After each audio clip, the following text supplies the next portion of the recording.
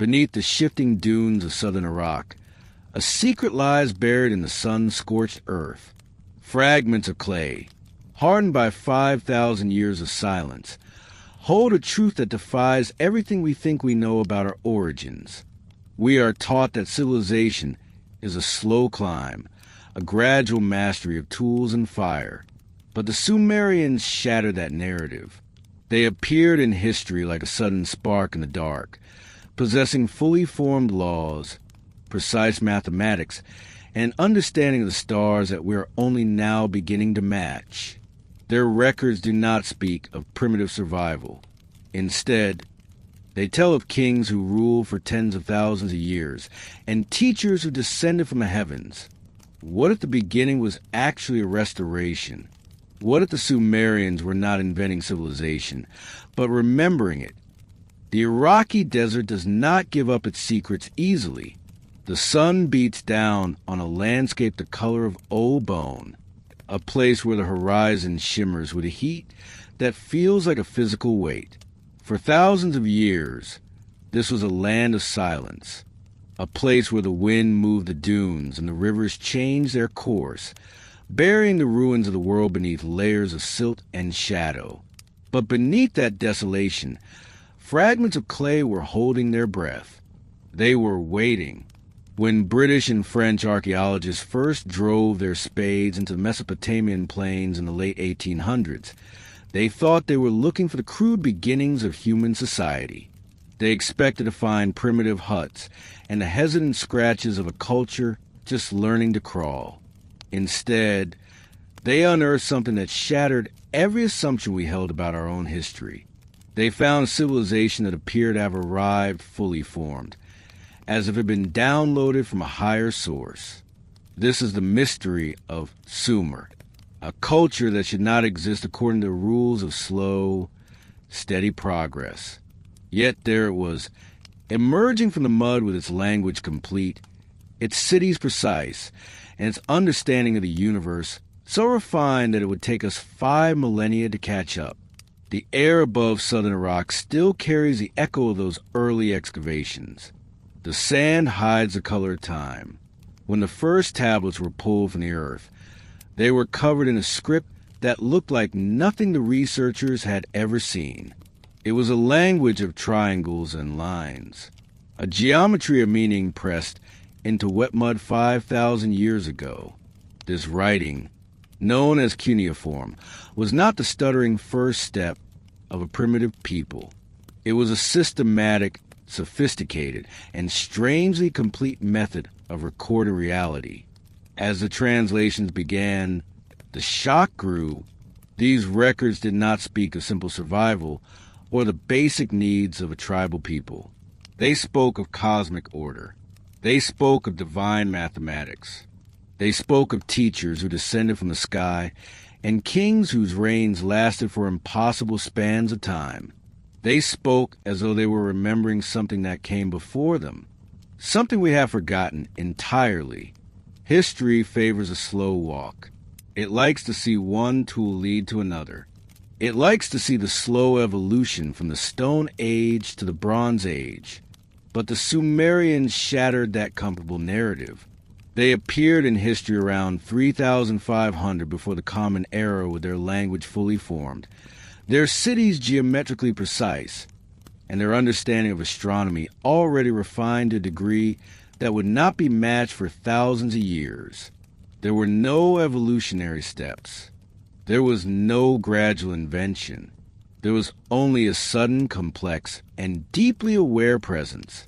They built irrigation systems that turned the desert into a garden. They created the first written laws. They founded the first schools. They established the first medical pharmacopoeia. Everything arrived at once, as if it were a restoration of a world that had existed long before the Common Era. The Sumerians themselves did not claim to be the inventors of this brilliance. Their own record suggests exactly the opposite. They spoke of a time before kings and before floods, when knowledge was given to them, not discovered by them. They named their teachers as the Anunnaki, those who from heaven to earth came. Among the thousands of clay tablets recovered from the ruins of ancient Mesopotamia, one document stands apart in its strangeness: the Sumerian king list. It reads like a bureaucratic record. It lists rulers, cities, and dates with meticulous administrative precision. But then the numbers become impossible. The list begins with a line that has haunted researchers for over a century. After kingship descended from heaven, kingship was an eridu. It then launches into a chronicle where kings ruled for tens of thousands of years. Alulim ruled for 28,800 years. Alaungar ruled for 36,000 years. To the Sumerians, this list was not fantasy. It was history. It was written in the same precise hand that tallied grain harvests and recorded temple offerings. What makes a king list so unsettling is the context. These were not mythological poems. They were not religious hymns meant to inspire awe. They were administrative records. To the people of Sumer, these long-lived rulers were as real as the clay beneath their feet. The cities mentioned in these ancient sections, like Eridu, Uruk, and Kish, are real. Archaeologists have excavated their ruins and found layer upon layer construction stretching back almost 8,000 years. Beneath the oldest known structures lie even older foundations, often sealed by ancient silt deposits that suggest a massive flooding event around 2,900 before the Common Era. The pattern encoded in these impossible rains appears elsewhere too. The numbers often appear as multiples of 3,600. This was the Sumerian unit, called the sar, used to measure astronomical cycles. Was this king list actually a celestial calendar disguised as political history?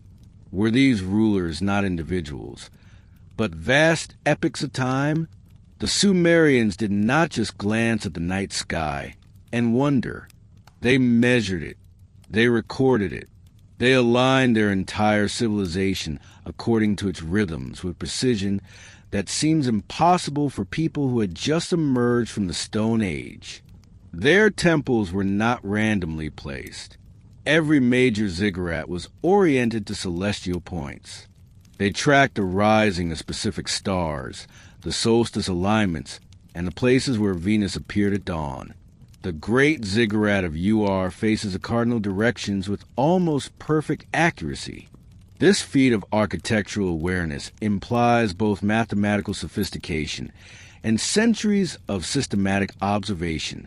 Among the tablets recovered, a subset stands out as astronomical compendiums.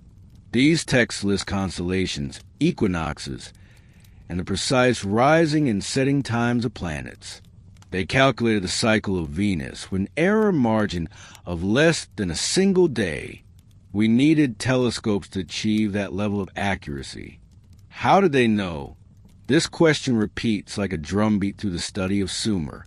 They understood the precession of the equinoxes, which is a slow wobble of the Earth's axis that takes roughly 72 years to shift just 1 degree, measuring that requires continuous observation spanning centuries.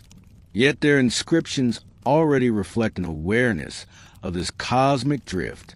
It is as though they had inherited records from observers who came long before they did. Their cosmology was mathematical. Each major god corresponded to a planet. Anu was heaven. Enlil ruled the air. Enki governed the deep waters. The goddess Inanna, associated with Venus, was said to descend into the underworld and rise again. This story perfectly mirrors the disappearance and reappearance of Venus in the night sky. For the Sumerians, the universe was not a collection of random objects. It was a living system whose movements were sacred and whose numbers were divine. They did not separate astronomy from religion or mathematics from myth. Everything was one interconnected pattern. In one tablet from the library of Nineveh, a scribe carefully drew the path of Jupiter across the sky using a mathematical system that modern astronomers recognize as a form of calculus. Another describes a shadow of the Earth across the moon during an eclipse. These were not religious metaphors. They were geometric observations dressed in poetic language. Their numbering system allowed them to divide the heavens into 360 degrees and measure time with extraordinary precision. Every hour we count, and every minute that passes still echoes their design. Our clocks, our calendars, and our way of measuring circles are all inherited from Sumer. But where did this knowledge begin? Did a culture just emerging from reed huts and mud bricks truly develop such refined astronomy on their own? Or were they, as their own records suggest, remembering something already known? Beneath the temples and palaces, archaeologists have found traces of knowledge that shouldn't exist at the dawn of civilization. They found evidence of technologies appearing before their supposed invention, formulas that read like early chemistry, tools and techniques that suggest inheritance rather than innovation. The Sumerians possessed a word for knowledge, which did not mean learning in the sense of discovery. It meant something closer to fundamental codes or cosmic formulas. To them, science was memory. When excavations at Eridu uncovered tablets detailing ziggurat construction, researchers expected rough sketches. Instead, they found precise measurements and proportional ratios described in base 60 mathematics. The architects understood volume, slopes, and weight distribution with remarkable sophistication. It was as if they were working from an engineer's handbook passed down from a vanished source. Their medicine was equally advanced. One tablet from the poor catalogs, over 200 medicinal plants organized by their therapeutic function. Another describes mixing sulfur, copper, and oil to create compounds used in purification rituals. These formulas resemble early chemistry. There are even references to distilled mercury, a material that should not have been known in that era. Metallurgy poses similar puzzles. By 3000 before the Common Era, the Sumerians were smelting copper and experimenting with bronze alloys. Yet traces of hardened bronze appear in layers that predate this timeline. Their cylinder seals depict saws, drills, and bellows. These tools suggest a level of craftsmanship that is not fully explained by the artifacts we have actually recovered. Everything points back to a single, haunting possibility. The Sumerians were the heirs to a legacy we are only beginning to understand. They spoke of a time when the boundary between heaven and earth was not yet fixed. They built their world upon the ruins of a world that had come before. They wrote their laws and their songs on clay, so that they would endure. They knew that empires fall and that tongues vanish, but they trusted the earth to hold their voice. They were a people obsessed with continuity. They were guardians of fire that had been lit in a time they called the beginning, but which felt more like a return. As the desert wind passes over the mounds of Uruk, it carries the dust of 1,000 generations. But the whispers in that dust are getting louder. The more we translate, the more we realize that we are not the first to look at the stars and understand their math. We are not the first to build cities or write laws. We are simply the latest to try and remember the language of the whispers in the sand. This is the story of the civilization that shouldn't exist, yet became the foundation of everything we know. It is the story of a people who reached for the stars because they remembered what it was like to walk among them. The air above the Mesopotamian plains does not merely carry heat. It carries the weight of 5,000 years of silence. Beneath the shifting dunes of southern Iraq, where the sand is the color of old bone, fragments of a lost world are waiting. When British and French archaeologists first drove their spades into this earth in the mid-1800s, they were looking for the crude beginnings of the human story. They expected to find the hesitant scratches of a primitive culture learning to express its simple needs. Instead, they unearthed something that shattered every assumption we held about how civilizations emerge. They found libraries, tens of thousands of clay tablets, stacked like the fossilized memories of a people who seemed to arrive on the stage of history with their minds already wide open to the cosmos. One of the oldest records we possess are not the start of our journey, but a desperate attempt to save what was left of an earlier one. The Sumerians appeared around 3,500 years before the Common Era. They did not struggle through a slow evolution of tools and ideas. They arrived with a language that has no relatives, a mathematics that still governs our clocks, and a writing system that was already systematic and sophisticated. Their writing, which we call cuneiform, was not merely an alphabet. It was a geometry of meaning. Each wedge-shaped mark pressed into wet earth was a deliberate act of defiance against forgetting. It was the voice made permanent. In the spiritual heart of Sumer, in the city of Nippur, archaeologists discovered a vast archive that remains one of the greatest treasures of the ancient world. Nippur was never a seat of military power. It had no great armies or conquering kings. It was a city of scribes and priests, a place where knowledge was held more sacred than gold. Beneath its ruins lay a collection of tablets so diverse and detailed that they feel almost modern in their scope. There were star charts mapping the movement of planets with a precision that seems impossible for the era. There were medical manuals listing over 200 plants and their therapeutic functions. There were even philosophical reflections on the nature of suffering and the silence of the gods. The scribes of Nippur were not just record keepers. They were the guardians of continuity. They understood something we are only now beginning to grasp. They knew that knowledge is a fragile thing. They saw how empires fall and how languages can vanish like smoke in a storm. This is why they chose clay. They could have used papyrus or skins, but they knew those materials would crumble to dust in a few generations. Clay was different. Once baked in the sun or fired in a kiln, it became nearly eternal. It could survive the flooding of rivers, the burning of palaces, and the passage of millennia. Each tablet was a time capsule, a message sent across the deep waters of time to a future they hoped would still be able to read their signs. One of the most profound concepts found in these records is the idea of the me. The Sumerians spoke of these as divine formulas or cosmic blueprints that govern every aspect of existence. There were me for kingship, for weaving, for law, and even for the movement of the stars. To the Sumerians, civilization was not something they had invented. It was something they had restored. Their record suggests that these formulas were inherited from a time before the flood, a time when the boundary between heaven and earth was not yet fixed. They wrote as though they were rebuilding a world that had once been perfect. Using the remnants of science they were desperately trying to remember. When you look at the cuneiform signs, you are not looking at simple drawings. You're looking at a code. Triangular impressions and intersecting lines, arranged with the precision of a modern circuit board.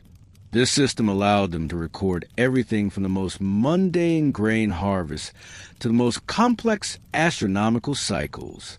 They tracked the synodic period of Venus with an error margin of less than a single day. They understood the wobble of the Earth's axis, a cycle that takes thousands of years to complete. Measuring such a thing requires continuous observation spanning generations. It implies an inheritance of data, a lineage of observers who came long before the first city was ever built. History prefers a narrative of slow, steady progress. We want to believe that we started with stones and sticks and gradually worked our way toward the stars. But the Sumerian tablets disrupt that comfortable story. They show a civilization that was mathematically mature from its first appearance. They used a base 60 numbering system that allows for complex fractions and astronomical divisions far beyond the needs of an agricultural society. Every hour we count, every minute that passes, and every circle we divide into 360 degrees is a lingering echo of their design. We are still living inside the mathematical framework they established 5,000 years ago. In the mid-1800s, another great archive was discovered at Nineveh. This was a library of Ashurbanipal, a king of Assyria who was obsessed with gathering the wisdom of the past. Although he lived over 1,000 years after the peak of Sumerian civilization, he commanded his scribes to copy and translate the ancient tablets of the south. He wanted to gather every thought ever whispered into the wind and trap it in clay.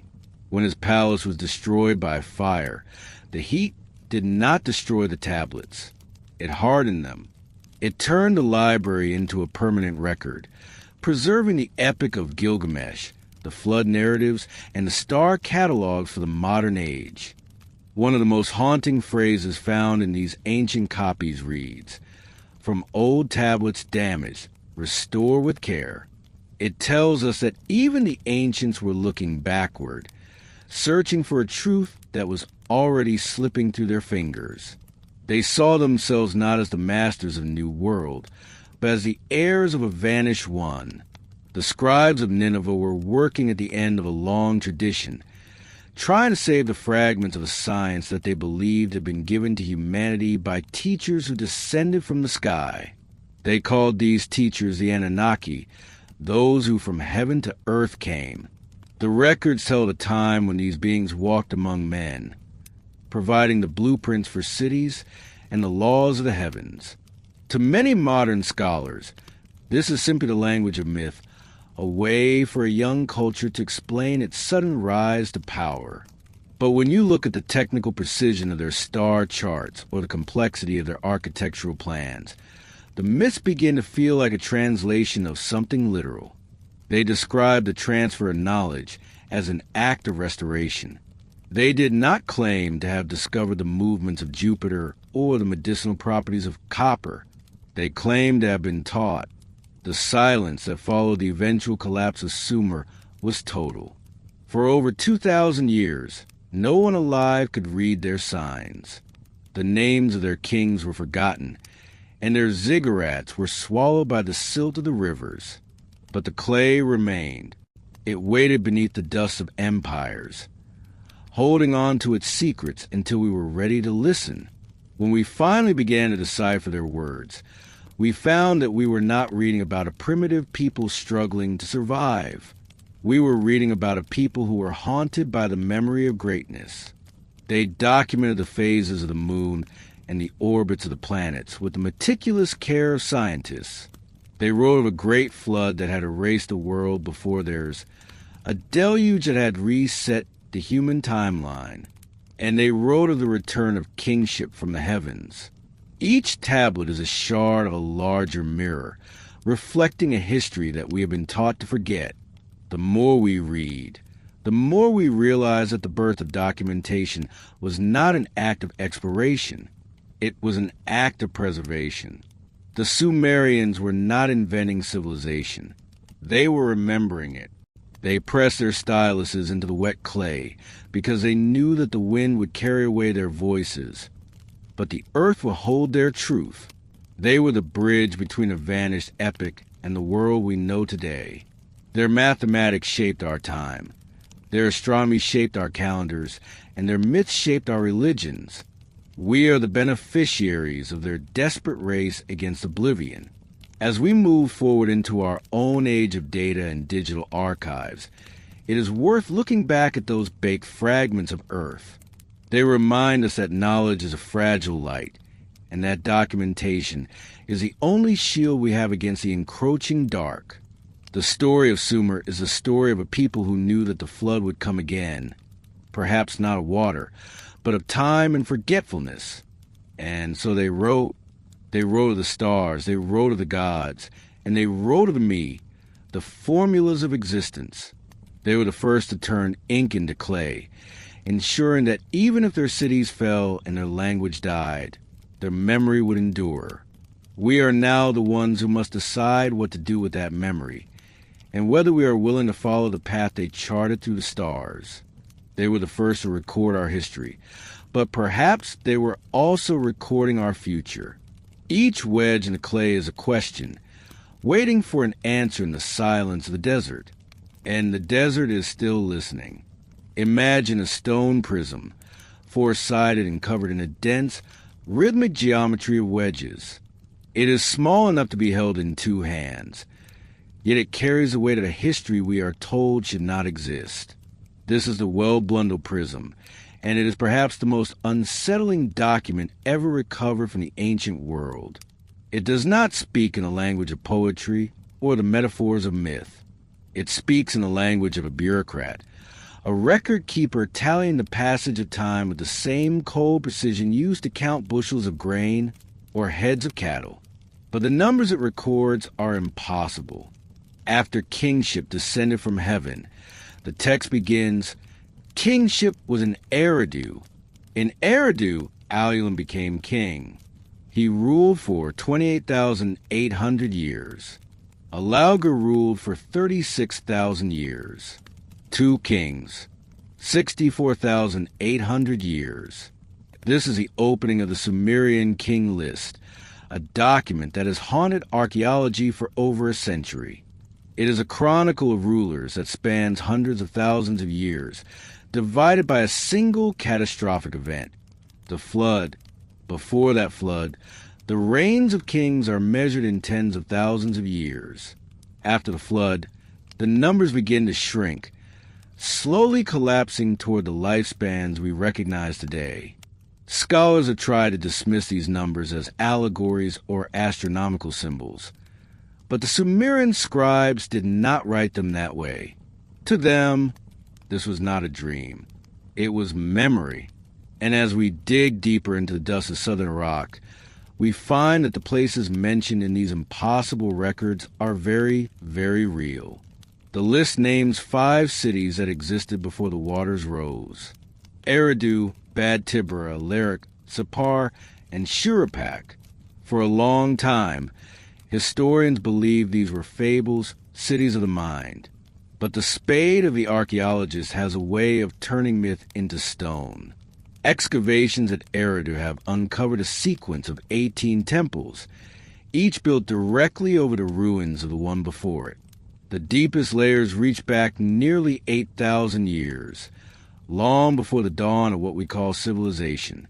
Beneath the oldest known structures, archaeologists found a layer of clean, sterile silt, nearly 2 meters thick. It was a deposit of river mud that appeared suddenly, sealing away the world beneath it. Sir Leonard Woolley, the man who uncovered the city of Ur, saw this same layer and concluded it was evidence of flood so vast it had erased the land. To the Sumerians, this was a reset, the moment when the old world died and a new, smaller history began. The desert is still listening, and as we turn the prism in our hands, we realize that we are just another layer in the long chronology of the earth. We are the kings after the flood, living in the shadow of a time when the heavens were closer. The Sumerians didn't just leave us their laws and their math. They left us their perspective. They left us the unsettling possibility that our beginning was actually someone else's ending. And as the wind passes over the mounds of Shuruppak and Sippar, we can almost hear the rhythmic strike of the stylus on wet clay, recording the names of those who ruled before the world was washed clean. They were here. They measured the stars. They built the first walls. And they left the door open for us to find them. Long before mountains of Ararat were named in Scripture, and long before the name Noah was ever whispered in a temple, there was a different man, a different boat, and a different warning. In the year 1872, a young assistant at the British Museum named George Smith was sorting through fragments of clay brought back from the ruins of Nineveh. He was a self-taught man, a former banknote engraver, who had spent years learning to read the complex wedges of the Sumerian and Akkadian languages. One morning, he picked up a fragment that described a massive storm, a boat being built to save life, and a man who sent out a dove to find land. Smith was so overwhelmed by what he was reading that he famously began to tear off his clothes in excitement. He had discovered a story that was over 1,000 years older than the book of Genesis. It was the first evidence that the story of the flood was not a unique theological invention, but a shared memory of a lost world. The tablet George Smith found was part of the Epic of Gilgamesh, but the story it told was a reflection of even older Sumerian records.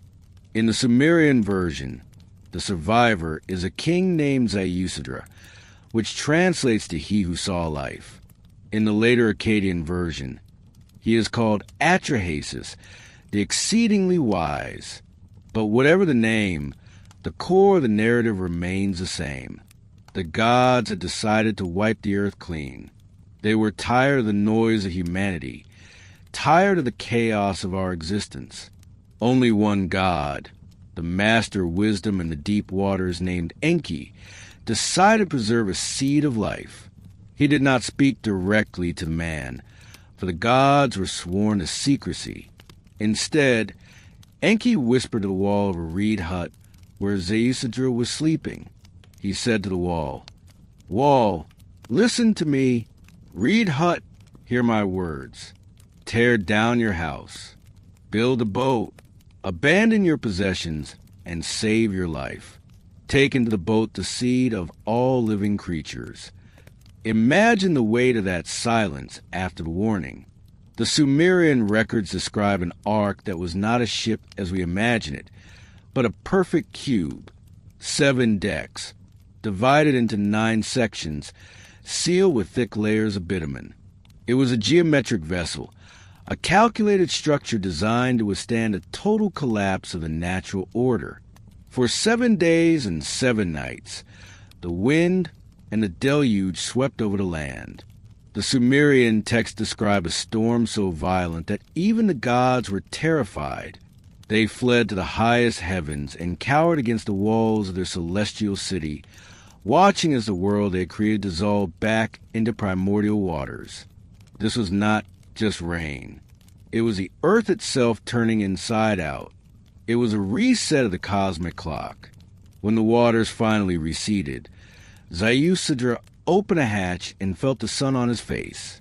He offered a sacrifice to the gods, and when they smelled the fragrance, they gathered around him like flies. They realized that without humanity, there would be no one to tend the earth or offer them food. The survival of Ziusudra was not just a miracle. It was a necessity for the gods themselves. This original narrative paints a picture of a universe that is far more fragile and complex than the later versions suggest. It speaks of a time when the boundary between heaven and earth was paper-thin, and when the survival of the species depended on a secret whispered through a reed wall. But here is where the history becomes unsettling. For decades, scholars treated the Sumerian flood story as pure poetry, a mythological way to explain the unpredictable flooding of the Tigris and Euphrates rivers. That was until the archaeologists began to dig. In the 1920s, Sir Leonard Woolley was excavating the ancient city of Ur, the birthplace of Abraham. As his team dug through layers of pottery and mud bricks, they struck something they did not expect: a layer of clean, sterile silt over 8 feet thick. It was water-laid clay, completely devoid of any artifacts or human remains. Above this layer were the ruins of the Sumerian civilization we know. Beneath this layer were the ruins of an older, prehistoric culture. Woolley calculated that a flood capable of leaving such a deposit must have been at least 25 feet deep, covering the entire Mesopotamian plain. To the people living in that world, it would have seemed as if the universe had ended. This silt layer was found at several other sites, including Kish and Shuruppak, the very city where the hero Ziusudra was said to have ruled. The dates of these deposits correspond roughly to 3,000 years before the Common Era. It is physical evidence that a catastrophic event did indeed occur, a moment in time where the clock was reset and a new age began. The Sumerians did not see themselves as the first people. They saw themselves as the survivors. Their records are not the beginning of the story. They are the prologue to the second act. They were rebuilding a world from the ruins of one that had been washed away. When you look at the Sumerian king list, the transition is startling. Before the flood, the kings ruled for tens of thousands of years. After the flood, the reigns shrink. The first king after the deluge, a man named Ingusher, rules for only 1,200 years. A few generations later, the numbers become decades. It is as if the flood did not just destroy buildings and people, but altered the very nature of time and biology. The Sumerians believed that the antediluvian world operated under different rules. They believed that the people of that time were closer to the source of knowledge, closer to the gods themselves. When the waters came, that connection was severed. The knowledge that remained was only fragments. What if the flood was not just a natural disaster, but a loss of information? The Sumerian records speak of the Me, the divine tablets that contain the codes for everything from weaving to kingship to the stars. They believed these codes were the foundational blueprints of reality. After the flood, many of these Me were said to have been lost or hidden in the deep. The task of the Sumerian kings was to retrieve what they could, to restore the order of the gods in a world that had become chaotic and mortal. They were gardeners tending to a shattered landscape, trying to remember the geometry of the garden that existed before the storm. This pattern of a great deluge is found in over 200 cultures across the globe. From the Maya in Central America to the Hindu Puranas in India, the story is always the same. A divine warning, a chosen survivor, a vessel, and a new beginning. We are taught to look at these as coincidences or the result of shared psychological archetypes. But the Sumerian version is different. It is bureaucratic. It is technical. It describes the bitumen used to seal the boat. It lists the specific measurements of the decks. It reads like a survival manual written by people who knew they were living in the shadow of catastrophe. They were not telling a story to inspire faith. They were recording an event to preserve a memory. The silence that followed the Sumerian deluge still echoes in the desert today. When you stand on the ruins of a ziggurat and look out over the flat, sun-baked plains of Iraq, you are looking at a landscape that was once the bottom of a sea. The sand is the same color as the silt woolly found beneath the soil of Uar. It is a reminder that everything we build is temporary. The Sumerians knew this better than anyone. They were obsessed with the idea of permanence because they had seen how easily the world could be erased. They wrote on clay because it was the only thing that could survive the water. They pressed their truth into mud so that even if the cities were drowned, the words would wait. Perhaps the most haunting aspect of the original Ark narrative is the ending of the Ziusudra story. Unlike Noah, who dies as a mortal man, Ziusudra is granted immortality by the gods. He is taken to a place called Dilmun, the land of the living, a place where the sun rises and where there is no death or disease. He becomes a living archive, a bridge to the world before the flood. In the Epic of Gilgamesh, the hero travels to the ends of the earth to find the survivor, desperate to learn the secret of eternal life. When he finally finds him, the survivor tells him that there is no permanence. He says that the gods had decreed that death is the fate of humanity. The flood was a reminder of our fragility. We are the clay, and the gods are the ones who mold us and break us. This Sumerian perspective changes how we look at the origin of our civilization. If the Sumerians were truly rebuilding from a global catastrophe, then the sudden appearance of their advanced knowledge makes sense. They did not invent mathematics or astronomy. They inherited them. They were the students of the world before the flood, the ones who had managed to save the books before the library burned. The ziggurats were not just temples. They were elevated platforms, high ground designed to reach the heavens and stay above the rising waters. Every city was a fortress against the return of the chaos. The original Ark narrative suggests that humanity has been through this cycle before. It suggests that we are a species with amnesia, living in the ruins of much older and more sophisticated history.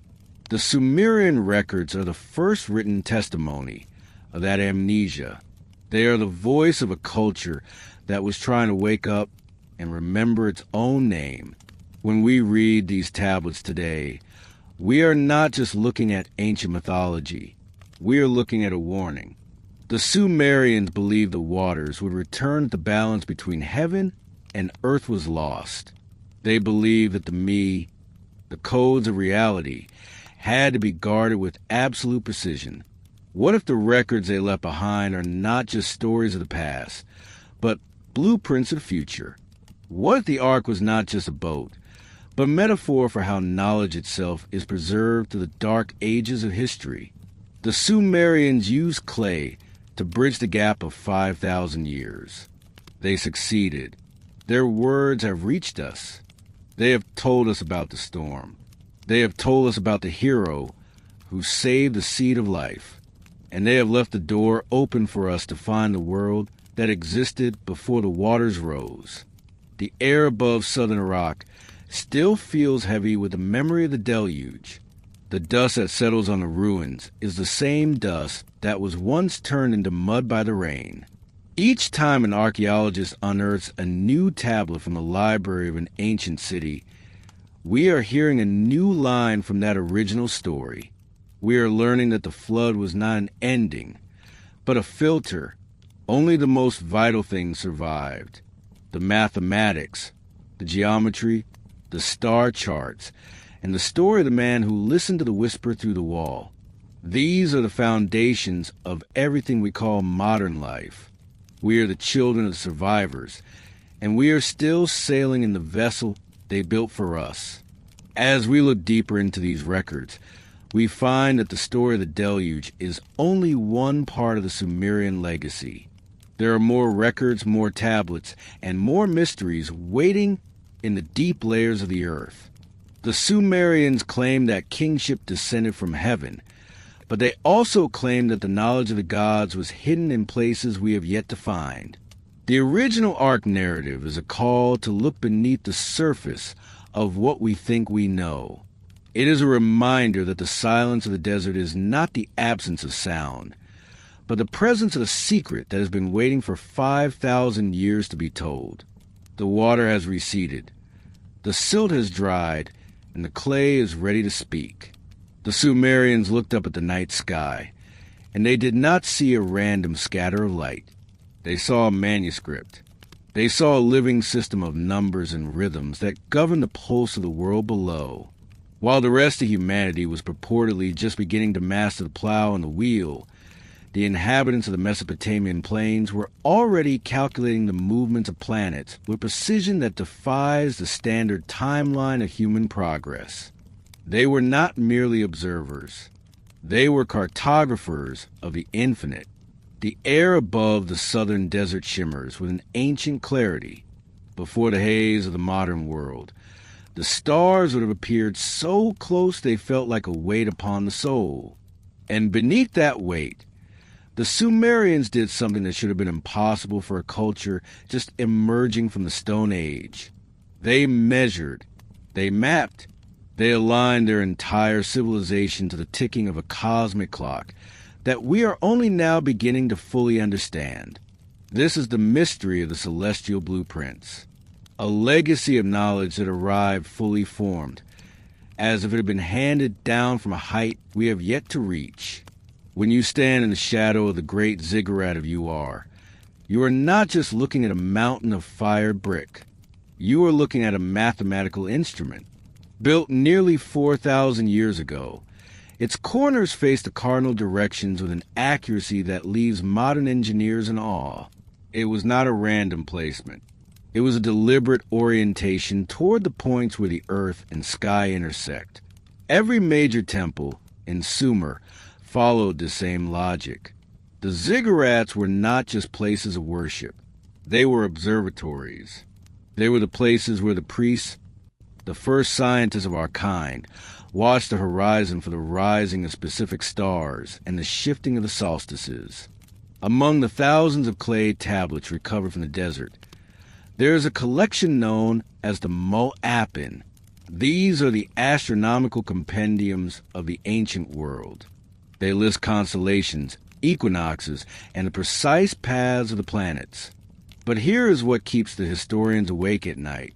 These tablets preserve knowledge that seems to predate the scribes who wrote them. They calculate the synodic cycle of Venus, 583.92 days, with an error margin of less than 24 hours. To achieve that kind of accuracy, one needs centuries of systematic observation. One needs telescopes. One needs a tradition of data that spans generations. Yet the Sumerians possessed it from the very start. How does a culture barely out of read huts understand the precession of the equinoxes? This is a slow wobble of the Earth's axis, a movement so gradual that it takes 72 years for the stars to shift just 1 degree across the horizon. To notice this drift, let alone measure it, requires a record system that lasts for hundreds of years. It requires an intellectual continuity that the standard historical narrative says did not exist back then. And yet, the Sumerian records reflect an awareness of this cosmic drift, as though they had inherited the star charts of a civilization that came long before them. They spoke of the stars not as new discoveries, but as old friends. They were not exploring the heavens. They were remembering them. Their cosmology was entirely mathematical. For the Sumerians, the universe was a single breathing organism of numbers. They divided the heavens into 360 degrees, the same system we use today. They divided the hour into 60 minutes and the minute into 60 seconds. Every time you look at a clock, you are participating in a Sumerian ritual. You are using the base 60 mathematics of a people who believed that the number 60 was the sacred unit of a universe. They chose it because it is the most flexible of numbers, easily divisible, a perfect fit for the geometry of a circle and the cycles of the stars. Where did this system come from? It did not evolve through trial and error. It appeared suddenly, complete and perfect. The Sumerians themselves had a simple answer for this. They did not claim they invented it. They said it was given. They credited their knowledge to the Anunnaki, the ones who from heaven to earth came. In their hymns, the god Enki is the one who teaches the measures of the heavens. He is the one who provides the blueprints for the temples and the formulas for the stars. The word they used for this knowledge was me. It referred to the fundamental codes or cosmic formulas that kept reality in balance. To the Sumerians, science was not about finding something new. It was about possession of the original code. Consider the goddess Inanna and her association with the planet Venus. Her famous myth of descending into the underworld and rising again after 3 days is more than just a story of the spirit. It is a precise mathematical description of the movements of the planet Venus as it disappears from the evening sky and reappears in the morning. The 3 days of her death correspond exactly to the period when Venus is hidden by the sun's glare. The Sumerians did not separate their religion from their science. They dressed their data in the robes of poetry, but the numbers beneath the robes were cold, hard, and accurate. In one tablet from the library of Nineveh, a scribe recorded the path of Jupiter across the night sky using a form of geometric calculus. This is a level of mathematics that we believed was not developed until 1400 years later in Europe. Yet there it is, pressed into mud, a geometric representation of velocity and time. It suggests that the Sumerian mind operated on a frequency that we are only now starting to tune into. They saw the planets as living forces, yes, but they also saw them as points on a grid. They understood that the universe was governed by a hidden geometry. Why were they so obsessed with the sky? For people whose lives depended on the flooding of the Tigris and the Euphrates, a simple solar calendar would have been enough. But they went further. They tracked the movements of Mars. They understood the orbits of Saturn and Mercury. They aligned their cities with the constellations of the zodiac, a system they created and which we still follow today. They believed that the earth was a mirror of the heavens. If the stars were in order, the kingdom was in order. This was the principle of the celestial blueprint. The idea that human civilization was a reflection of a divine mathematical plan. The more we translate their records, the more we realize that our own history might be a story of forgetting rather than a story of progress. We look back at the Sumerians and see the beginning, but they look back at something else. They wrote as if they were the heirs to a shattered legacy, trying to piece back together a shattered mirror. Their obsession with measurement and recording feels like a desperate attempt to hold on to a wisdom that was already slipping away. They were the guardians of a memory that was older than the desert itself. What if the ziggurats were not just symbols of power? What if they were nodes in a global system of observation? Around the same time that Sumer was flourishing, similar structures were rising in Egypt and the Indus Valley. All of them used similar units of measurement. All of them were obsessed with celestial alignment. Scholars call this the synchronization problem. How did separate cultures across the world suddenly develop the same advanced astronomical consciousness at the exact same moment in history? The Sumerian tablets suggest a common source. They speak of a time before the flood when knowledge was a single language, a single blueprint shared by all. We have spent centuries believing that we are the peak of human intelligence, that we are the first to truly understand the stars.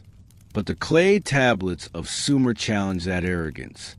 They whisper to us from beneath the silt of 5 millennia, telling us that we are merely rediscovering what was once common knowledge.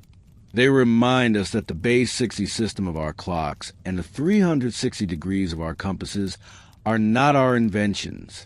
They are our inheritance. We are walking in the footsteps of a giant we have forgotten.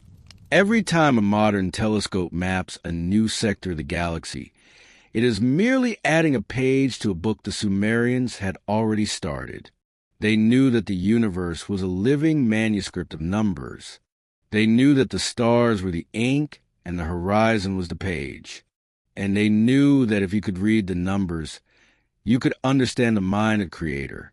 They left us the keys to that understanding, pressed into wet mud and dried in the sun. They left us the celestial blueprints, waiting for an age that was finally ready to look up and read them. The Sumerians were not a primitive people trying to make sense of the dark. They were a sophisticated civilization trying to preserve the light. They knew that knowledge could be lost. They had seen it happen before. Their records of the stars were an act of defiance against the flood of time. They wrote because they knew that memory is the only thing that survives the water. And as we look at their tablets today, we are forced to ask ourselves a haunting question.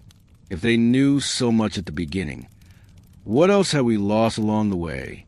What other blueprints are still buried in the sand, waiting for the light to hit them? The stars are still there, moving in the same patterns the Sumerians recorded 5,000 years ago. The clock is still ticking. The only question is whether we have finally learned how to tell the time. Across the thousands of clay tablets, recovered from the Mesopotamian plains, one word vibrates with a frequency that still disrupts our understanding of the past. Anunnaki, it is a name that has launched 1,000 theories. Some whispered in the halls of academia. Others shouted in the darker corners of the internet. To the Sumerians, they were not mere metaphors or characters in a poem. They were the foundation. Those who from heaven to earth came. The air in southern Iraq carries a weight. a resonance of something ancient, and perhaps something physical. When we look at the oldest records of humanity we expect to find, primitive fear of the unknown. Instead, we find a systematic classification of beings who arrived with knowledge, who arrived with authority, and who arrived with a plan. Look at the stone carvings that have survived the millennia, standing in the silent galleries of London and Paris and Berlin. You see them, massive figures, with the wings of eagles and the faces of men. Their wrists are adorned with objects that look uncannily like modern watches. Their hands clutch pouches of an unknown purpose. Scholars call them ritual objects, buckets of sacred water, or baskets of holy pollen used to anoint the tree of life. But the mind of the modern observer sees something else. It sees technology. It sees tools. It sees an interface between a higher power and a primitive world. The Sumerians depicted these beings as the architects of their cities and the authors of their laws. They were the ones who measured the fields and the ones who charted the stars.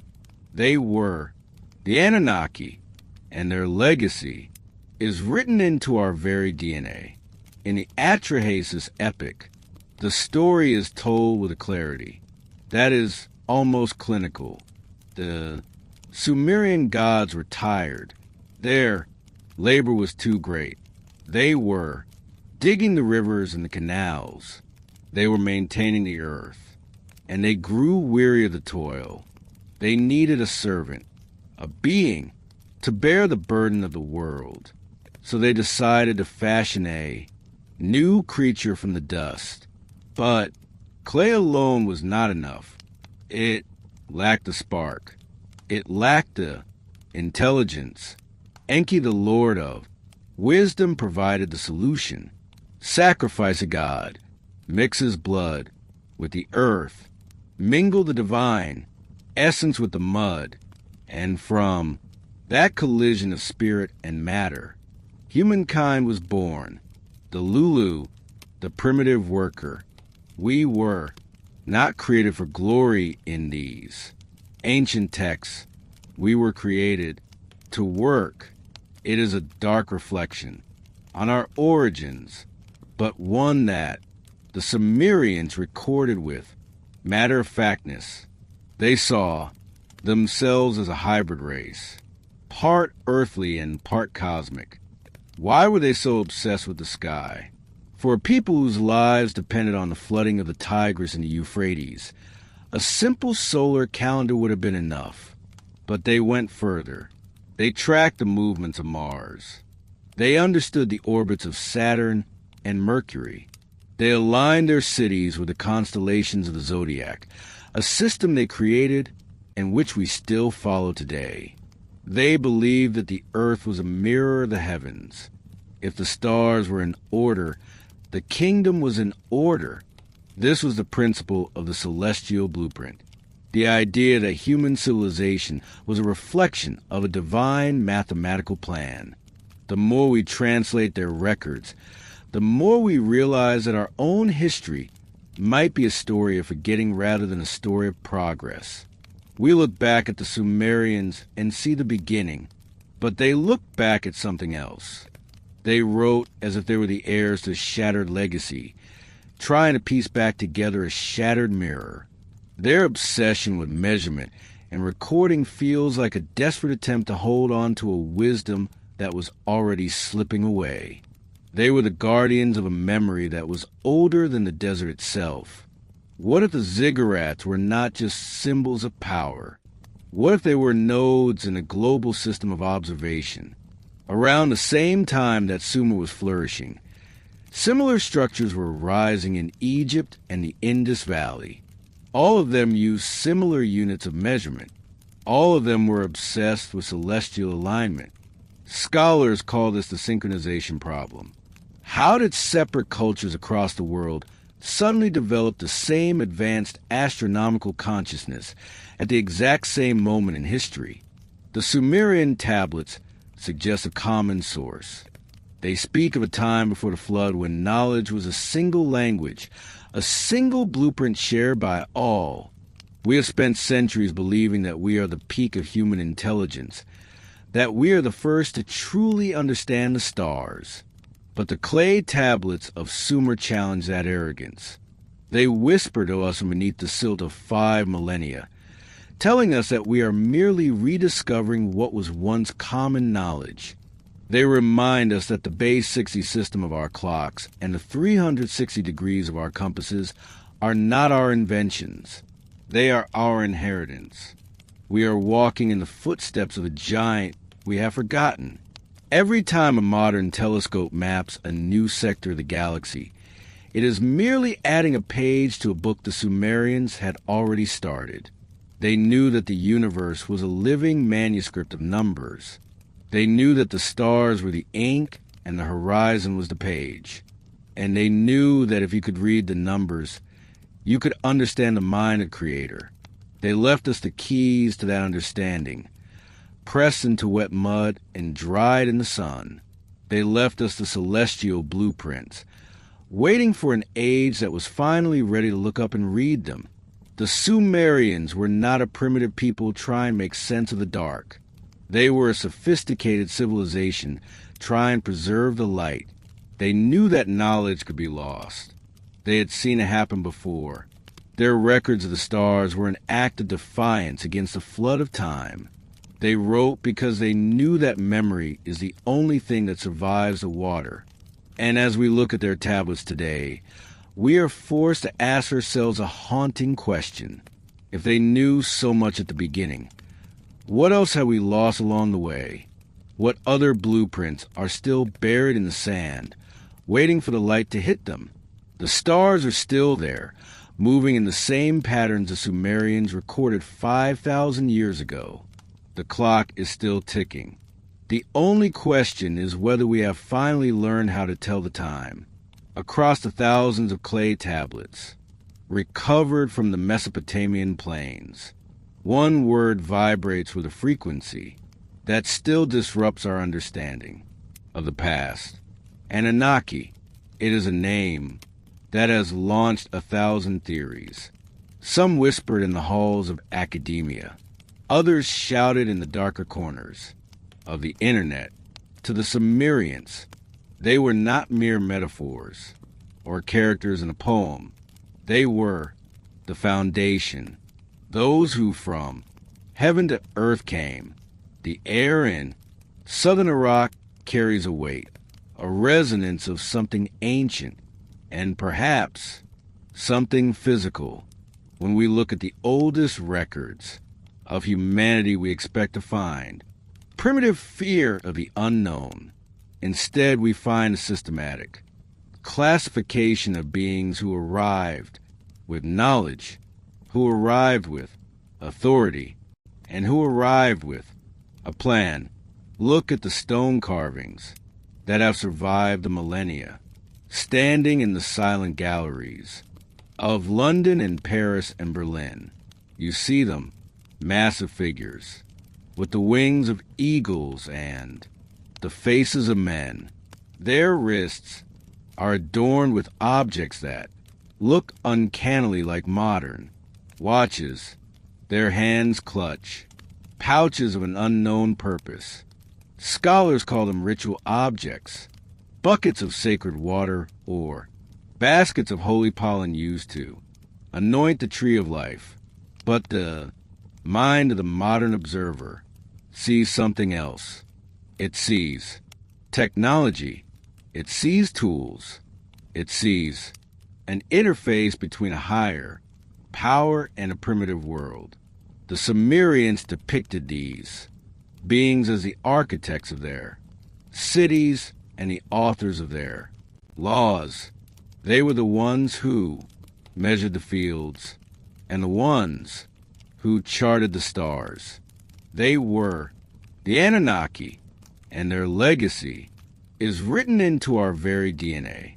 In the Atrahasis epic, the story is told with a clarity that is almost clinical. The Sumerian gods were tired. Their labor was too great. They were digging the rivers and the canals. They were maintaining the earth. And they grew weary of the toil. They needed a servant, a being, to bear the burden of the world. So they decided to fashion a new creature from the dust. But clay alone was not enough. It lacked a spark. It lacked the intelligence. Enki, the lord of wisdom, provided the solution. Sacrifice a god, mix his blood with the earth, mingle the divine essence with the mud, and from that collision of spirit and matter, humankind was born. The Lulu, the primitive worker. We were not created for glory in these ancient texts. We were created to work.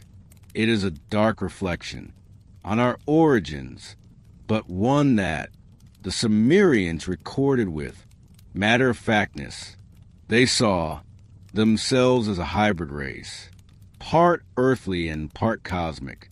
This mingling of blood and clay echoes through every ancient culture, but in Sumer was documented with the precision of a manual, describing the genetic essence of the divine as a life-bearing fluid, a seed of heaven infused within the human body.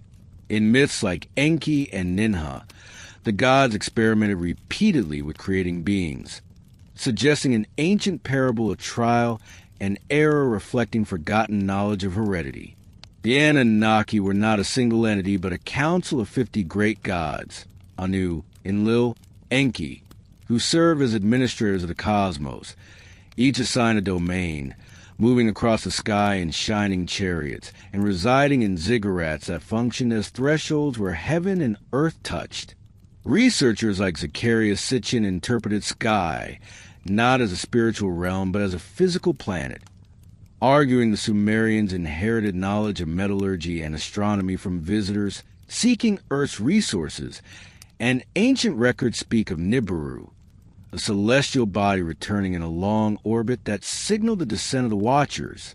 The Sumerians also described the Elu, divine observers who documented human deeds on the tablets of heaven.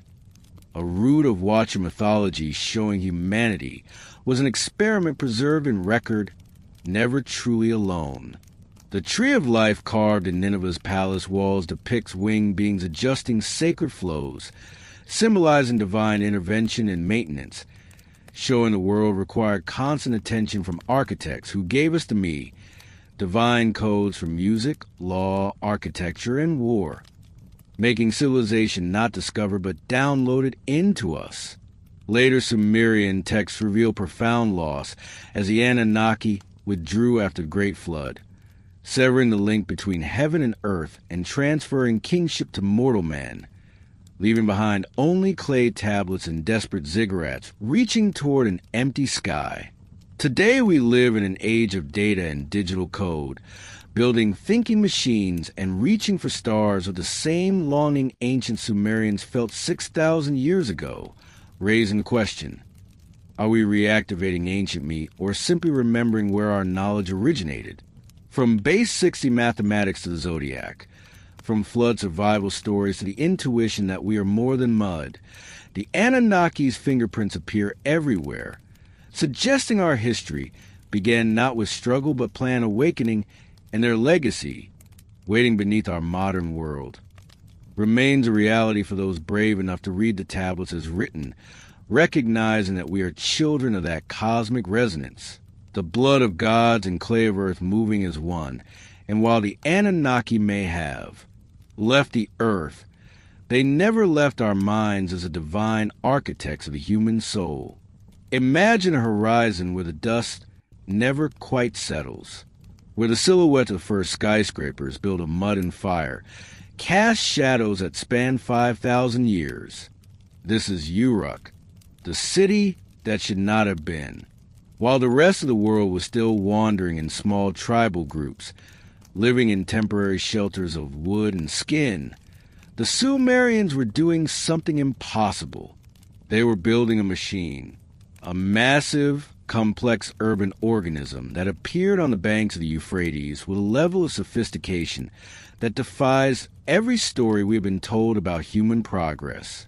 We are taught that humans lived in simple villages for thousands of years, slowly and painfully learning how to plant a few seeds and harvest a few grains. But then, in a geological heartbeat, Uruk rose. It was not a village. It was a metropolis. It was a statement of power and order that enclosed a world of stone, clay, and social hierarchy never before witnessed by the sun.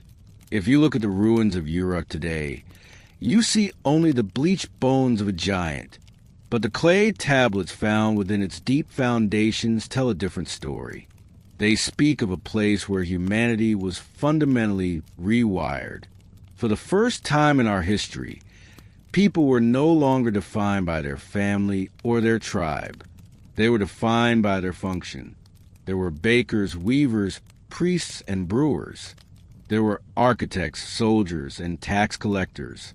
The city created the specialist, and the specialist created the modern world. But here is what keeps archaeologists and urban planners awake at night. Uruk solved problems we are still struggling with today. They managed massive waste systems. They redirected entire rivers to serve their kitchens and workshops. They created an infrastructure so efficient it allowed nearly 80,000 people to live in a space smaller than a few modern neighborhoods. And they did it without a precedent. There was no older city to copy. There was no manual to follow. Unless, as the Sumerian records themselves suggest, the blueprint was not discovered, but inherited. The walls of Uruk were said to be built by the legendary King Gilgamesh. They were massive, reinforced with fired brick, and designed to protect a concentration of wealth the world had never known. But the most important walls were the ones we cannot see, the bureaucratic walls. Uruk was the birthplace of the record.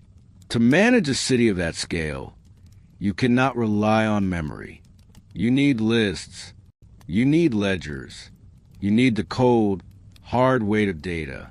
It is a striking irony that the first words ever pressed into clay were not poems about love or prayers to the stars. They were receipts. They were tallies of grain, livestock, and beer. The city was a machine of commerce long before it was a center of culture.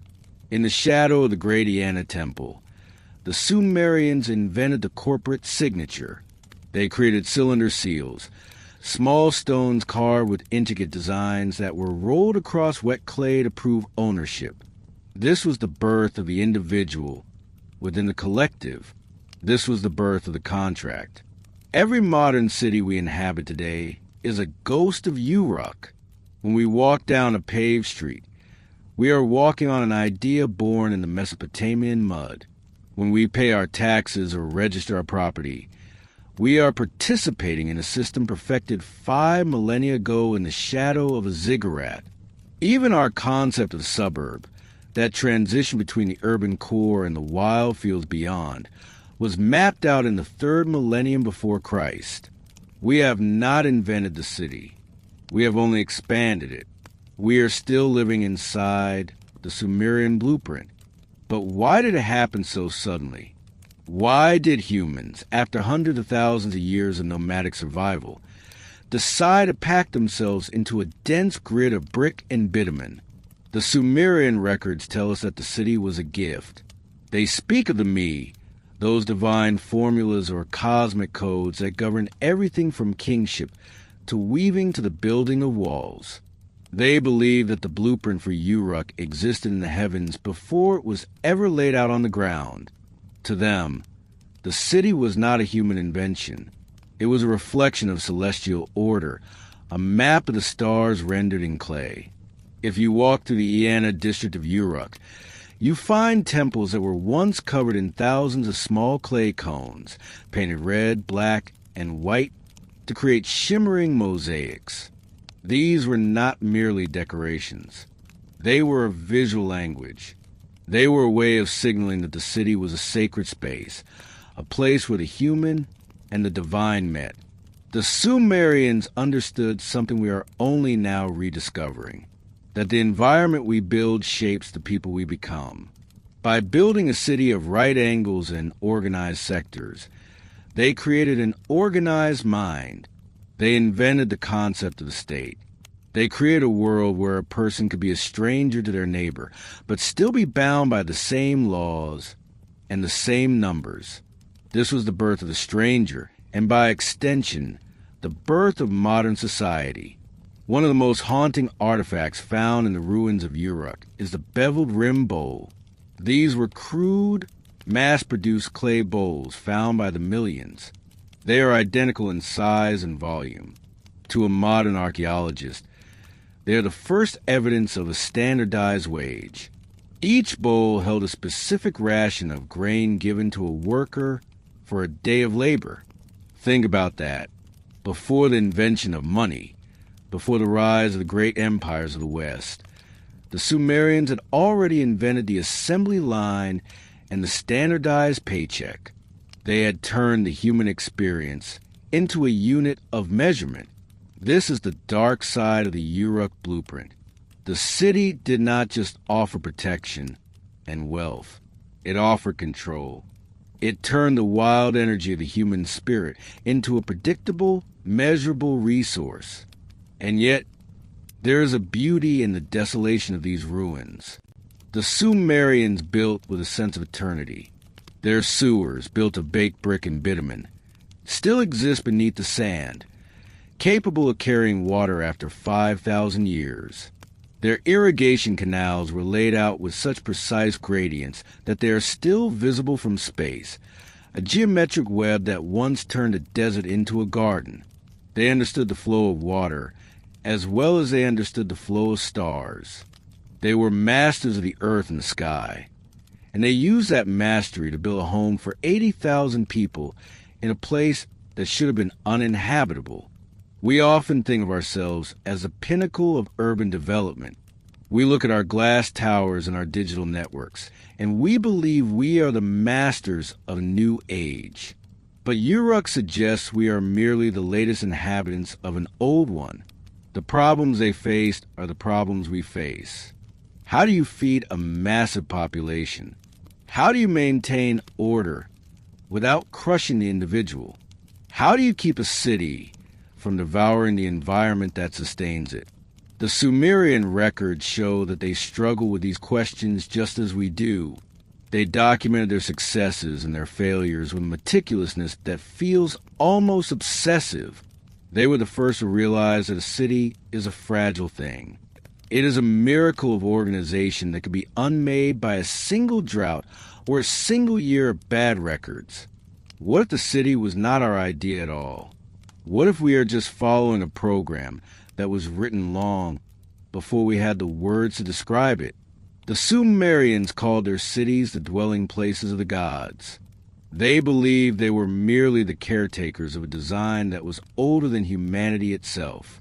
As we look at the rising megacities of our own era, the vast, sprawling urban zones that now house more than half of the human race, we are seeing the final expansion of the Uruk blueprint. We are still building the holy mound. We are still trying to reach the heavens with our bricks and our towers. The shadow of Uruk is long. It stretches across the Mediterranean, through the streets of Athens and Rome, into the industrial hubs of Europe, and finally into the glass canyons of New York and Tokyo. We have not moved beyond the Sumerian dream.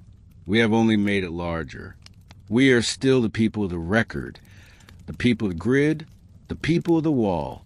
And as the Iraqi sun sets over the mounds of rubble that were once the greatest city on earth, the sand whispers a warning. Every city is a bet against time. Uruk was the first to make that bet, and while its people are gone, its logic remains. It is in our streets, in our laws, and in the very way we perceive the world. We are all citizens of Uruk, walking through a blueprint that was signed in clay 5 millennia ago. The silence of the desert is not a lack of sound. It is a presence. It is a weight of all those voices, all those transactions, and all those prayers that once filled the air of the world's first metropolis. They wrote because they knew that memory is a liquid, easily spilled and lost. They wrote because they knew that the city is a machine that requires constant maintenance, constant recording, and constant belief. If we stop believing in the record, if we stop maintaining the grid, we return to sand. That is a lesson the Sumerians left for us in the foundations of their temples. As we move forward into a future defined by even greater urbanization, we must look back at the shadow of Uruk. We must ask ourselves if we have truly mastered the city, or if the city has mastered us. The Sumerians left us the blueprint for every modern city, but they also left us the record of its end. They showed us that even the most perfect grid can be reclaimed by the desert. They showed us that the divine codes, are only as strong as the people who remember them. We are the heirs to their genius and their hubris. We are the inhabitants of their shadow. And as we build our own towers higher and higher, the mud of Uruk still clings to our heels, reminding us that every skyscraper began as a single brick, and every brick began as a handful of clay, pressed by a human hand 5,000 years ago. The blueprint is still there. We are just the ones currently holding the stylus. Every time you look at your wrist, every time you glance at the corner of your phone to check the hour, you are performing an act of ancient remembrance. You are participating in a system of logic that was perfected in the heat of the Iraqi desert 5,000 years ago. We take the ticking of the clock for granted. We assume that 60 seconds in a minute and 60 minutes in an hour is simply the way of the universe. But time is not a natural constant. Time is a construct. And the Sumerians were the ones who built it. They were the architects of the grid we use to measure our lives.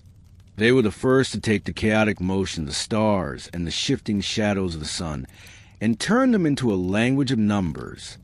This was the birth of the first equations. This was the moment humanity stopped merely living in time and started owning it.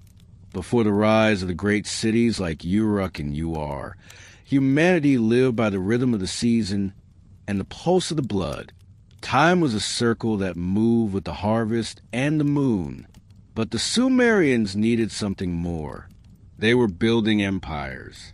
They were managing vast irrigation networks. They were tracking the movements of distant planets with a precision that seems impossible for their era. To do this, they developed a mathematical system that remains the foundation of our modern world. It is called the sexagesimal system, a base 60 method of counting that feels alien to our modern minds, which are trained in base 10. We count by tens because we have 10 fingers. But the Sumerians looked past their hands. They looked at the structure of the cosmos. Why 60? It is a question that has haunted mathematicians for centuries. 10 is simple, but 10 is limited. You can only divide 10 by 2 and 5. But 60 is a masterpiece of divisibility.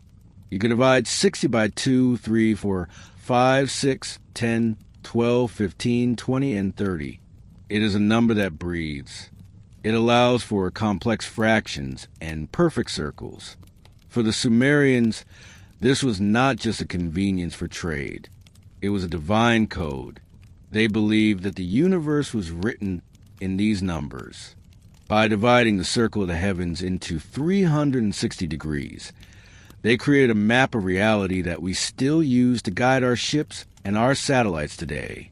Every compass that points north, every degree of latitude and longitude on your global positioning system is a silent tribute to a Sumerian scribe pressing a reed stylus into wet clay.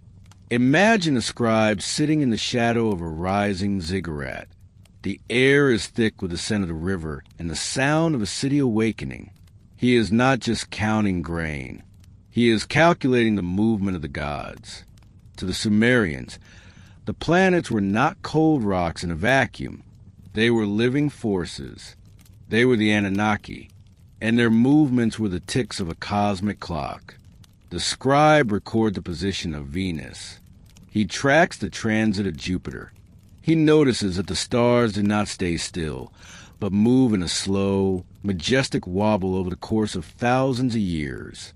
This is a precession of the equinoxes. Modern science tells us it takes 72 years for the stars to shift just 1 degree. To notice this, a civilization must have records that span centuries. They must have a memory that does not blink. And yet, the Sumerians recorded these cycles as if they were common knowledge.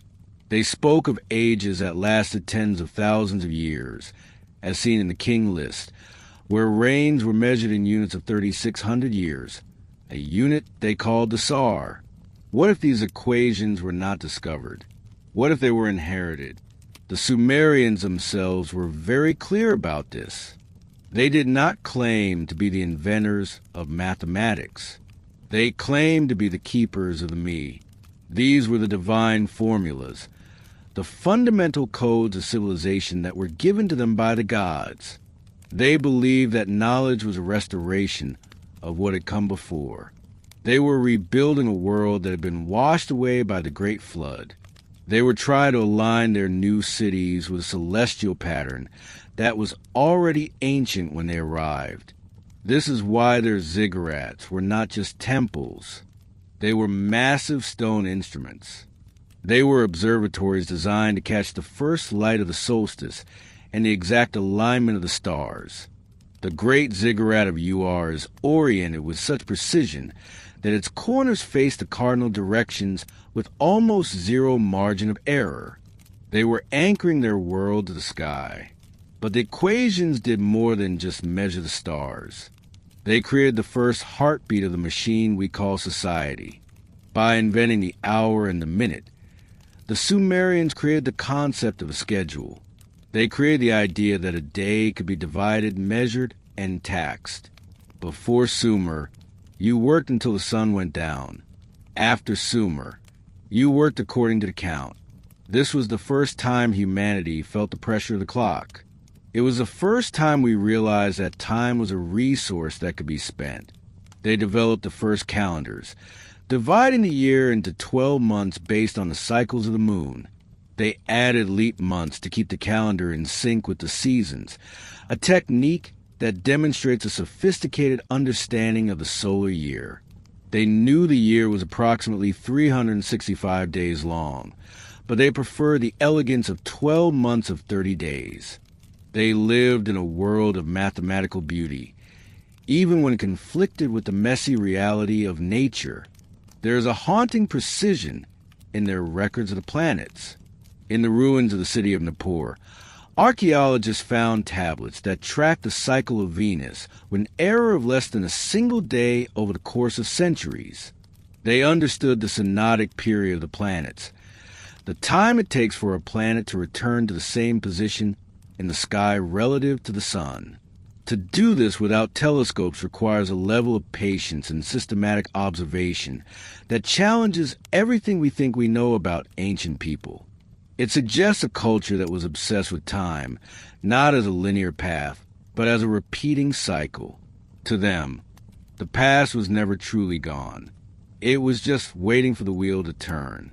This brings us to the deeper mystery of the Sumerian equations. If their math was so perfect and their understanding of time so advanced, where did the impulse come from? Most early civilizations struggled for thousands of years to develop even basic arithmetic. Yet Sumer appeared with a complete system of calculus and geometry already in place. They understood the Pythagorean theorem 1,000 years before Pythagoras was born. They could calculate the area of complex shapes and the volume of pyramids. They used these equations to build irrigation systems that turned a desert into a garden, managing the flow of the Tigris and Euphrates with complexity that modern engineers still study. They were not experimenting. They were applying a finished science. We see this legacy every day, yet it remains invisible because it is so fundamental. When you look at a circle and see 360 degrees, you are seeing through Sumerian eyes. When you divide a minute into 60 seconds, you are thinking with Sumerian mind. We are living in a house they built, using the tools they left behind. But we have forgotten the reason they built it. For the Sumerians, time was not just a way to keep track of appointments. It was a way to synchronize human life with the divine order. They believed that if they could measure the heavens perfectly, they could bring that perfection down to earth. Their equations were prayers written in numbers. They were trying to bridge the gap between the mortal and the eternal. In the archives of their libraries, we find tablets that record the rising and setting of stars over generations. These are the first data sets in human history. They were the first to realize that by collecting enough information, you could predict the future. They knew when an eclipse would happen. They knew when a planet would disappear behind the sun. They turned the sky into a predictable machine. And in doing so, they changed the way humanity viewed its place in the universe. We were no longer victims of a random world. We were observers of a clockwork cosmos. But this knowledge came with a price. To measure time is to realize how little of it we have. The Sumerian king list, with its reigns of tens of thousands of years, stands in stark contrast to the later records where kings rule for only a few decades. The math remains the same, but the scale of life shrinks. It is as if the equations themselves recorded the fading of a golden age. What happened to the people who first wrote these numbers? They vanished into the soil, leaving only their clay shadows. Their language died, and their cities were swallowed by the dunes. But their equations were immortal. The Babylonians took them. The Greeks took them. The Romans took them.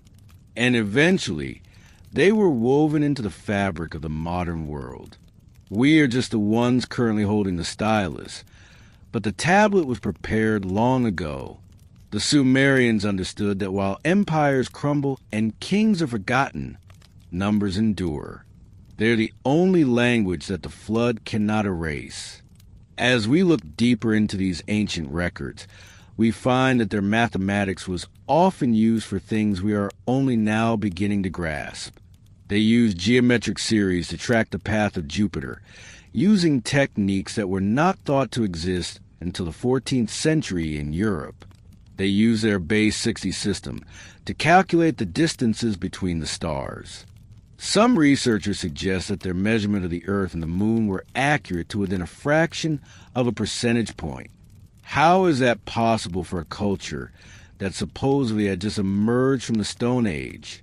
It forces us to ask if we are looking at the beginning of a story or the middle of one. If Sumer was a restoration, then the equations they used were fragments of a lost world, a world that understood the harmony of the spheres long before we ever aimed a lens at the dark. This is the true power of the Sumerian record. It challenges our arrogance. It reminds us that we are not the first to be clever, and we are not the first to be precise. We are standing on the shoulders of giants who rode in mud. They gave us the second. They gave us the minute. They gave us the circle. They gave us the very tools we use to understand our existence. And they did it all while looking up at the same stars we see tonight, wondering when the cycle would finally return to its beginning. The first equations were not just about math. They were about the human desire to find order in the chaos, to find a pattern in the stars, and to ensure that even if the waters rose again, something of our mind, something of our spirit, would remain etched in the clay, waiting for someone to count the seconds until it was found. The ticking of the clock is a Sumerian heartbeat. It is a reminder that we are linked to the past by a chain of numbers that has never been broken.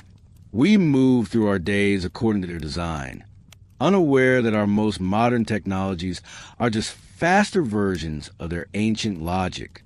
The sexagesimal system is the silent ghost in our machines. It is the code that binds our history to our future. And as we continue to translate their tablets and decode their star charts, we are realizing that the Sumerians did not just invent time. They gave us the map to the universe. We are still learning how to read it. We are still trying to understand the full scope of the equations they left behind. But one thing is clear. The first words of our history were not written in letters. They were written in numbers. And those numbers are still telling us who we are. As the sun sets over the ruins of Iraq, the shadows still fall at the same angles they did 5 millennia ago. The ziggurats may be worn down to mounds of dust, but the geometry remains.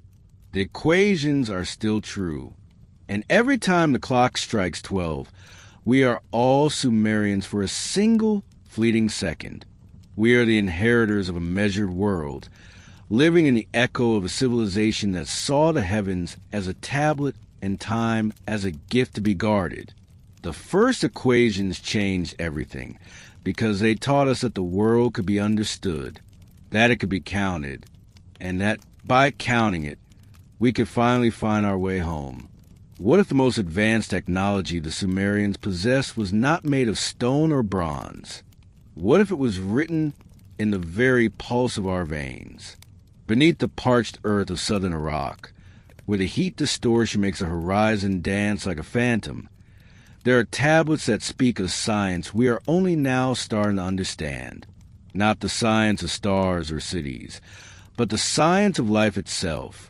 The Sumerians did not just claim to build temples. They claimed to build us. The air above the ruins of ancient Mesopotamia is heavy with the weight of 5,000 years. It is a place where the dust of the past and the light of the present seem to blur. When we look at the clay tablets recovered from these mounds, we see thousands of wedge-shaped marks. We see lists of grain and records of kings. But scattered among these administrative details are descriptions that defy our understanding of history. They speak of the creation of humanity not as a magical whim, but as a deliberate and difficult engineering project. The Sumerians possessed a word that is central to their entire worldview. Me. It is a single syllable that carries the weight of the universe. To the Sumerians, a me was not a thought or an abstract idea. It was a physical thing, a formula, a divine blueprint that dictated how reality functioned. There was a me for kingship. There was a me for music. But most importantly, there were me for the functions of a human body. Fertility, health, the ability to perceive. They spoke of these codes as if they were software for the soul, kept in boxes, carried by the gods, and sometimes stolen. When we read these texts today, we are struck by a realization that keeps biologists awake at night. The Sumerians were describing the same thing we call genetic code. They saw the world as a system of programmed instructions. They believed that life was not an accident, but a manifestation of these hidden formulas. And their records suggest that these formulas could be manipulated. The story begins in a place they call the House of Life. The Atrahasis epic, carved into clay long before the first books of the Bible were even a thought, describes a divine laboratory. It tells us that the gods grew weary of their endless toil. Enlil, the lord of the air, found the noise of the lesser gods too much to bear as they dug the canals and shaped the earth. And so Enki, the master of wisdom, proposed an alternative. A new being would be fashioned, a servant of the gods made from the red clay of the earth, but animated by something else, something older. The text says they sacrificed a god named Wela. They mixed his blood and his essence with the soil. They divided his spirit among the first 7 men and 7 women. We have always read this as a myth, a poetic way to explain why we are here. But what if we look at the language through a different lens?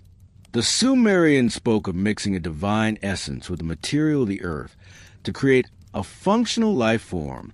They described a targeted fusion of the earthly and the celestial. In the myth of Enki and Ninhursag, the goddess of life, the process of creation is not described as a single perfect act. It is a story of trial and error. They describe creating beings that failed, one who could not see, one who could not eat, one who could not reproduce. It reads like a laboratory notebook. It is a record of a scientific process that involved testing and refining until a stable result was achieved. That result was the Lulu Amu, the first worker. In the ruins of Nippur, archaeologists discovered tablets that read like a modern pharmacopoeia. They catalog over 200 medicinal plants. They provide precise descriptions of roots, leaves, and resins. But the Sumerians did not just use these for simple healing. They used them for chemistry. They mixed sulfur with copper. They understood the purification of liquids through distillation.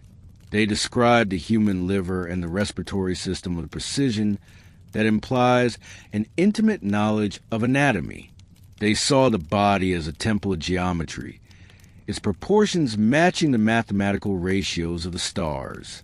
In one fragment, they described the human heart as a pump that moves the spirit through the channels of the flesh. They were observing the mechanics of life, while the rest of the world was still learning to sharpen stones. There is a strange phrase that appears in these technical texts, nigger. It is often translated as a shining liquid or a sacred oil. Some researchers believe it refers to distilled mercury, while others think it describes an alchemical compound used to preserve biological matter. The Sumerians claimed that this liquid was used in the House of Life to maintain the vitality of the teachers. It was a substance that should not have been known in that era, yet it is described with a matter-of-factness that suggests it was a common tool for those who held the codes. They believed that the body was a vessel for the blood, and that the blood was the carrier of memory. To them, to know a man was to know his lineage, not just as a family tree, but as a physical inheritance that stretched back to the gods. Linguists have noted that Sumerian technical vocabulary contains words from an unknown, non-Semitic language. They call it the substrate of invention. We do not know who spoke it. We only know that its remnants survive like linguistic fossils embedded within Sumerian speech. These words are almost always related to specialized crafts, metallurgy, architecture, and medicine. It is as if the Sumerians inherited a scientific lexicon from a civilization that had already mastered these fields. A civilization that perhaps understood the molecular structure of life before the flood erased their records. The Sumerians were not inventing these terms. They were remembering them. They were restorationists, picking up the pieces of a shattered biological science. If the Sumerians truly possessed a lost biology, it explains why their civilization appeared fully formed. It explains why they understood the cycles of fertility and the nature of inheritance with such clarity. They saw themselves as a bridge. They were the children of a targeted creation, tasked with maintaining the balance of the me. They believed that if they forgot the formulas, the world would return to chaos. Their medicine was not just about curing a cough. It was about preserving the divine pattern within the human frame. They believed that every illness was a disruption of the code, a glitch in the software of life that had to be corrected through the application of the correct formula. But there's a melancholy in this knowledge. The same gods who created humanity also capped our potential. The tablets say that when the gods made man, they gave him the breath of life, but withheld immortality. They made us a servant race, built to function within a specific lifespan.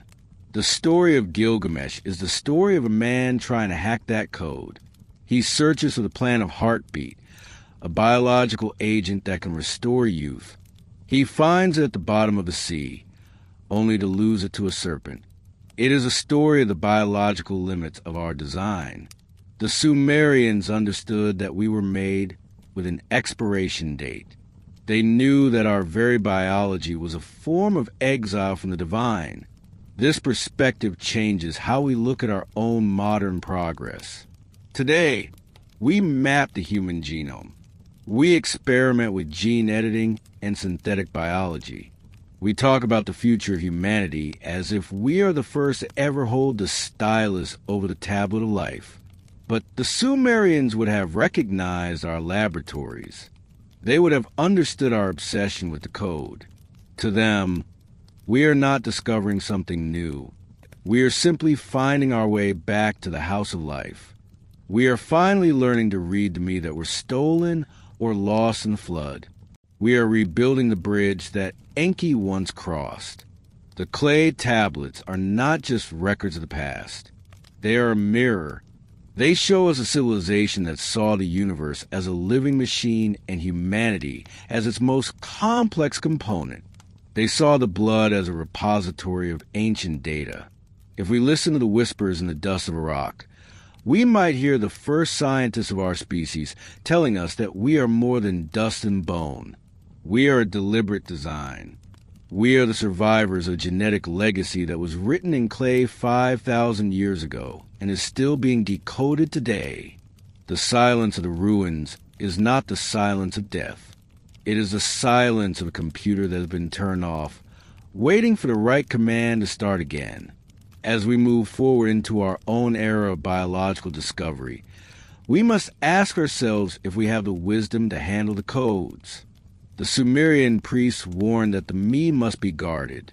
They knew that to manipulate the blueprints of life was a sacred and dangerous task.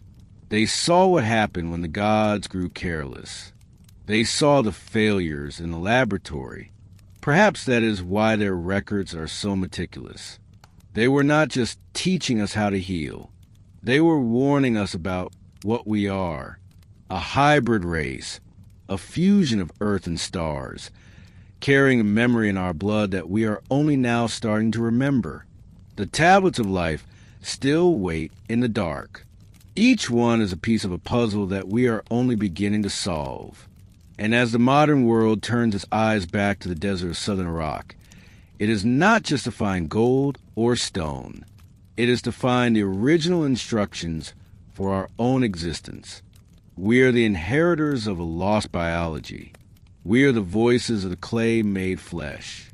And the story of our creation is still being written, mark by mark, wedge by wedge, in the digital archives of the 21st century. The past is not behind us. It is inside us, waiting for the moment we finally learn to read the code. The journey into the secrets of the clay is only beginning. There are deeper archives, older formulas, and more unsettling truths waiting in the strata below. And to find them, we must be willing to look into the blood. We must be willing to hear what the clay has to say about the very nature of being human.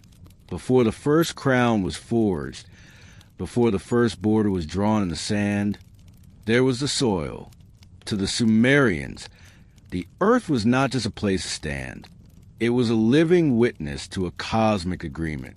And beneath the layers of Mesopotamian dust, archaeologists have found something that challenges the very timeline of human morality. We are taught that justice is a slow evolution, a gradual refining of animal instinct into social contract. We imagine primitive tribes slowly learning to share, then slowly learning to punish, until finally, after thousands of years, we arrive at the concept of rights. But the clay tablets tell a different story. They speak of a moment nearly 5,000 years ago when the concept of justice appeared not as a suggestion, but as a complete and sophisticated system of cosmic order. This was not the beginning of law as we understand it. It was something far more profound. It was the moment humanity first tried to write down the rules of the universe itself. The air in southern Iraq shimmers with a heat that feels ancient. It is a heat that has baked millions of clay tablets into stone, preserving words that were never meant for us to see. In the ruins of the city of Lagash, Researchers unearthed a series of inscriptions that should not exist. They belonged to a ruler named Urukagina. He lived around 2,400 years before the Common Era, long before the famous codes of Hammurabi, long before the laws of the Greeks or the Romans. Urukagina did not just issue decrees about grain or taxes. He spoke of something radical. He spoke of protection of the weak from the powerful. He spoke of the widow and the orphan being shielded from the hand of the wealthy. What makes these records so unsettling is their tone. This was not a king inventing new ideas. He claimed he was restoring the way things were at the very beginning of time. What if our concept of justice is not a modern invention? What if the Sumerians were not creating law, but try to remember a perfect order that had existed before the Great Flood? The tablets of Urukagina contain the first recorded use of a word that still makes the heart race: amagi. It is often translated as freedom or liberty, but in the original Sumerian, it literally means a return to the mother. It was a word used to describe the cancellation of debts, the release of the enslaved, and the restoration of a person to their original state of being. To the Sumerians, freedom was not a move forward into the unknown. It was a return to an earlier, purer state of existence. They believed that at the dawn of time, the gods had established a perfect balance, a system of divine formulas known as the Me. These were the codes that governed everything from the movement of the stars to the way a man should treat his neighbor. When we look at the ruins of these cities, we see the geometry of their streets and the precision of their walls. But the true architecture was in their ethics. They believed that if a city fell out of alignment with the divine Me, the soil itself would turn against them. Justice was not just a social tool. It was a biological and cosmic necessity. In the city of Ur, centuries after Urukagina, another set of tablets was pressed into the mud. These belonged to the king Ur-Nammu. This is the oldest known legal code in human history. It does not read like the hesitant scratchings of a culture trying to figure out how to live together. It is systematic. It is nuanced. It is strangely merciful. While later civilizations would demand an eye for an eye, the code of Ur-Nammu favored monetary restitution. It recognized the value of a human person in a way that feels shockingly modern. If a man committed a crime, he paid a fine to the victim. The focus was on restoration, not just retribution. How did a culture just emerging from the Stone Age develop such a sophisticated understanding of human rights? History tells us that civilization is a ladder we climb one rung at a time. But the Sumerian records show a leap. They show a sudden, fully formed consciousness of justice that seems to have arrived from a source they could not name. They claimed their laws were given to them by the sun god Utu, the great judge who saw everything from his chariot in the sky. To the Sumerians, justice was light. It was the ability to see things as they truly were, according to the original blueprint of creation. They didn't see themselves as lawmakers. They saw themselves as surveyors, measuring the distance between their current world and the perfect world that had come before. The fragments of clay recovered from the desert still hold their breath. Each wedge-shaped mark carries a vibration of a society that understood something we are only now rediscovering, that a civilization is only as strong as its smallest member. They documented the rights of women to own property. They recorded the first schools where children were taught that the stylus was the instrument of the gods. They wrote of a time when the king was not a tyrant, but a shepherd, responsible to the soil and the stars for the well-being of his flock. But beneath these administrative records, there is a lingering shadow, a sense that they knew they were losing the very thing they were trying to preserve. The more they wrote, the more complex the laws became, as if they were trying to use clay to trap a memory that was already slipping through their fingers. Each tablet is a time capsule of a moral universe that defies our expectations. They didn't separate the law of the land from the law of the spirit. A man who cheated a merchant was not just breaking a rule. He was disrupting the frequency of the entire city. They believed that the gods lived in the temples not just to be worshipped, but to witness the contracts of men. Every business deal, every marriage, every transfer of land was done in the presence of the divine. The records are meticulous. They tally every sheep, every jar of oil, every bundle of wool with a precision that seems obsessive. But to the Sumerian scribe, this was not just bookkeeping. It was an act of cosmic maintenance. To keep an accurate record was to maintain the truth.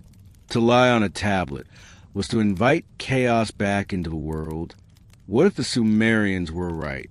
What if justice is not something we make up as we go along, but a fundamental property of the universe that we are constantly trying to hear? The air above the Mesopotamian plains is silent now. The great ziggurats are mounds of eroding brick, but the words remain. They tell the society that looked at the soil and saw more than just mud for bricks. They saw a sovereign. They saw a partner in a grand experiment of order. They wrote their laws in the same clay they used to build their homes, as if to say that justice was the very substance of their reality. They didn't build their civilization on power. They built it on the idea that every person had a place in the divine geometry. As archaeologists brush the sand away from another tablet, the questions only grow. We find records of the first court cases, the first juries, the first lawyers. Everything we call modern was already there, buried in the silt of the Tigris and the Euphrates. No evolution, no gradual development, just a sudden, deep awareness of what it means to be fair. They spoke of a time when the gods walked the earth and gave these codes to men. We call it myth, but the Sumerians called it history. They spoke as if they were repeating a lesson they had learned in a school that existed before time began. They spoke as though they were rebuilding a world that had once been perfect, before the waters rose and the silence fell. The oldest written words in human history are not about war or conquest. They are about the price of grain and protection of the house. They are about the responsibility of the ruler to the ruled. They are about the idea that the soul of the city is found in the way it treats the person who is nothing. This is the story of the sovereign of the soil, the civilization that should not have existed, yet somehow laid the foundation for every law we still follow. They were the first to say that power is not its own justification. They were the first to write down the word for freedom. And as we look at their records today, under the flickering lights of our own age, we must ask ourselves if we have actually moved forward at all, or if we are still just trying to remember what they already knew. The desert wind carries the scent of ancient bone and dry earth. It whispers over the mounds where the great libraries of Nippur and Lagash once stood. The scribes who pressed their styluses into what Earth 5 millennia ago are gone. Their names are mostly lost, but their intention remains. They wanted us to know that justice is not a luxury. It is the code of life itself, the alignment of the human heart with the movements of the planets. They didn't just survive. They calculated. They didn't just rule. They measured. And in their measurements, we find a truth that has spent centuries trying to be heard, that we were never meant to be masters of the soil, but its guardians. What makes the Sumerian code so unsettling is their completeness. They didn't start with one law and add another. They began with a worldview that was already systematic. Their understanding of contracts, of property, of inheritance, and of liability was so refined that it wouldn't be matched for thousands of years. It arrived all at once, as if downloaded from an earlier source. Their own record suggests exactly that. They spoke of a time when kingship was lowered from heaven, when the rules of life were delivered by beings who understood the deep mathematics of the soul. Among the thousands of clay tablets recovered, one document stands apart in its strangeness. It is not a list of laws, but a list of values. It describes a world where the highest virtue was not strength, but righteousness. A world where the king was the one who ensured that the path was straight, and the scales were even. Scholars have struggled with these documents for over a century. Were these just the idealist dreams of a new culture? Or were the Sumerians preserving something they themselves no longer fully understood? A memory already fading even as they pressed it into clay. The pattern encoded in these early codes appears elsewhere too. The same focus on restitution, the same protection of the vulnerable, the same connection to the divine.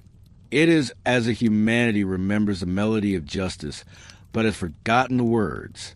The Sumerians didn't just glance at the ground and wonder how to live. They measured it, recorded it, and aligned their entire society according to rhythms that seem impossible for people who had just emerged from the Stone Age. Their legal systems weren't random. Every decree was oriented to a cosmic point, a place where the heavens and the earth met. And this is where the mystery deepens. Because as we look closer at these first codes of justice, we find that they are not just about people. They are about the very nature of being. They are the first records of humanity trying to find what it means to be a sovereign of the soil. They are the first echoes of a truth that could change everything we know about our own origins. If the first laws were already perfect, then where did they really come from? If the first codes were already complete, then who was the original author? The clay is still speaking. And as we begin to listen, we find that the story of justice is much older and much stranger than we ever dared to imagine. If the history of our world is a book, we have spent centuries reading only the final chapters. We look at our technology, our tall cities, and our deep reach into the stars, and we call it the peak of human achievement. But beneath the shifting sand of a rock, a different story is written, a story that suggests we are not the masters of progress, but the children of a great forgetting. The Sumerians did not leave their records as a boast for the future. They left them as a warning and a map. They knew that empires fall, and that even the gods eventually withdraw. They understood that the greatest threat to humanity is not flood or fire, but the slow erasure of who we are. This is the final record. The one that reveals humanity is not what we were told. We are not a species that evolved from the mud through simple trial and error. We are the inheritors of a pattern so ancient and so deep that we are only now beginning to recognize its shape. The heat of the Mesopotamian afternoon still presses down on the ruins of Eridu and Uruk. It is a heavy, ancient heat that feels as though it is trying to keep the secrets of the earth buried.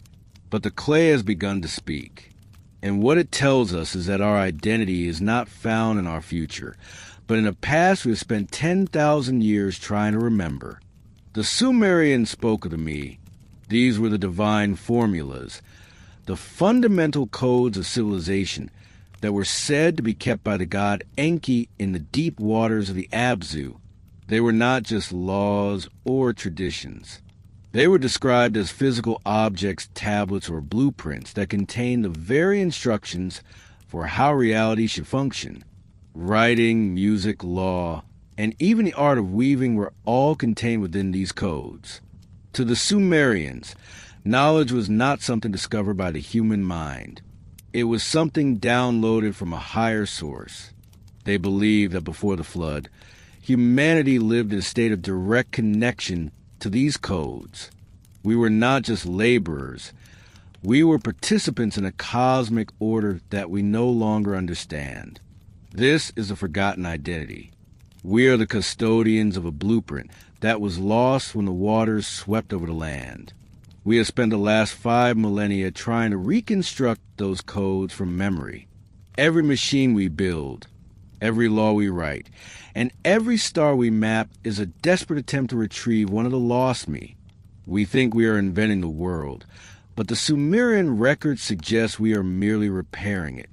Imagine for a moment that the stories of the Anunnaki were not myths at all. Imagine they were a literal account of a transition in human history. The records tell of a time when the heavens were open and the teachers walked among men. They taught us the measures of the circle and the rhythms of the planets. They gave us the seeds of agriculture and the geometry of the ziggurat. But then, the records grow quiet. They speak of a withdrawal. The gods did not die. They simply moved beyond the veil of our perception. They left us with the tools to survive, but they took the source of the knowledge with them. Humanity was left in the silence, standing among the ruins of a world that had once been brilliant.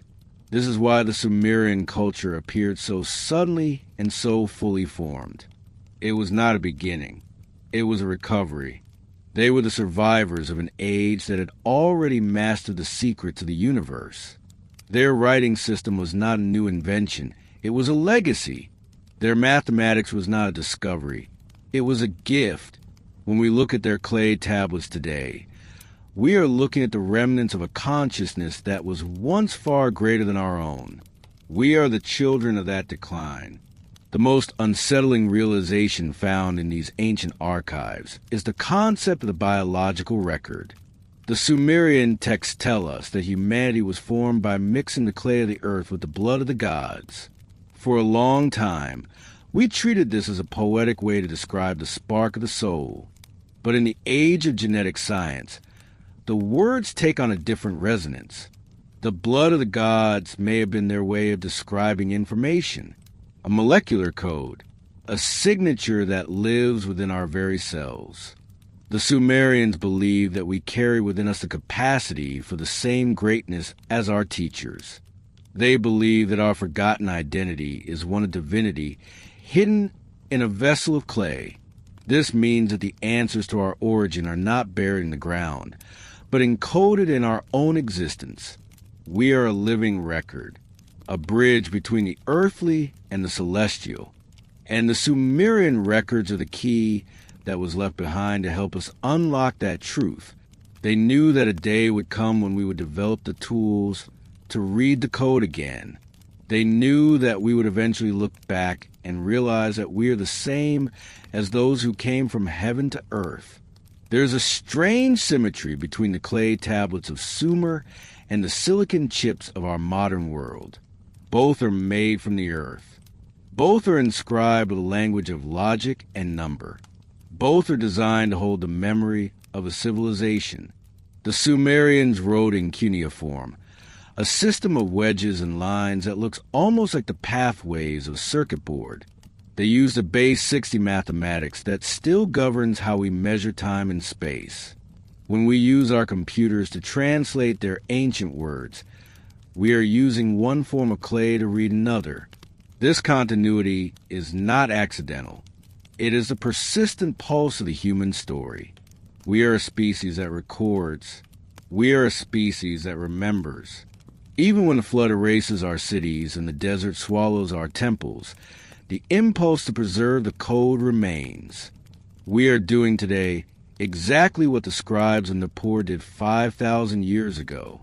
We are pressing our knowledge into a medium that we hope will survive the next catastrophe. We are still trying to build a tower that reaches the heavens, even if our towers are now made of data and light. The Sumerian king list remains the most haunting piece of this puzzle. It lists rulers who lived for tens of thousands of years, followed by a sudden drop to human lifespans. If we accept the possibility that these records are historical, then we must accept that humanity has undergone a massive change. We are not what we used to be. Something happened that shortened our lives and dimmed our memory. The flood was not just a geological event. It was a spiritual and biological reset. It was a moment when we were separated from our origins and left to wander in the dark. The Sumerians were the ones who stood at the edge of that darkness and tried to keep the light burning. They wrote down the names of the old kings and the measures of the old world, so that we would not forget where we came from. They wanted us to know that we were once something more, that we were once the students of the stars. As we reach the end of this exploration, we must ask ourselves what the final record truly means for us today. If the Sumerians were right, then our entire understanding of human progress is a mistake. We are not moving forward into the unknown. We are circling back to what was lost. Our technology is not a new achievement. It is a restoration of an ancient science. Our religions are not new inventions. They are the echoes of an original communion.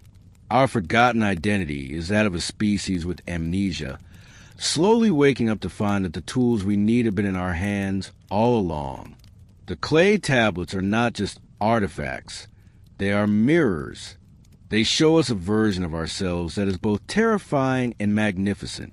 They remind us that the silence of the desert is not the absence of life, but the presence of a sleeping memory. If you have stayed with us through this journey, you know that the whispers in the dust are growing louder. The more we dig, the more we realize that the foundations of our world are much deeper than we imagined. The Sumerian records are a call to remember. They are a plea from a vanished civilization that wanted to make sure their story was heard. And now, in the flickering light of our own age, that story is finally being told. We are the generation that has the tools to listen. We are the ones who can bridge the gap between the clay and the code. Our identity is not found in our tools, but in the memory of the hands that first shaped them. We are the rememberers. We are the custodians of the fire. The story of Sumer is the story of us. It is a story that begins in the stars and ends in the soil, only to begin again. The record suggests that the next cycle is already starting. As we uncover more of these ancient truths, we are forced to redefine what it means to be human. We are not alone in time. We are part of a lineage that stretches back before the flood and into the infinite. The Sumerians knew this. They lived with the awareness that they were part of a cosmic pattern. And now, that awareness is returning to us. The desert wind still blows across the plains of Iraq, carrying the dust of empires that thought they would last forever. But the clay remains. The wedges and lines still hold their secrets. And the message they carry is simple. You were here before. You will be here again. Do not forget who you are. Thank you for exploring these ancient mysteries with us at Past Treasures. If this look into our forgotten identity has changed how you see the world, please support the channel by hitting the subscribe button and clicking the notification bell. We have many more secrets to uncover, and your support allows us to keep digging deeper into the hidden history of our species. Before you go, I want to hear your thoughts in the comments. Does the idea that we are remembering an ancient science change how you look at modern technology? Do you believe that our identity is something we are rediscovering rather than inventing? Let us know where you are watching from and what your theory is on the Sumerian legacy. Every comment helps keep this conversation alive, and we read every single one. Until next time, keep looking for the truth buried beneath the surface. The past is not gone. It is just waiting to be remembered. Humanity is a record that never stops being written, and together we are finally reading the first page.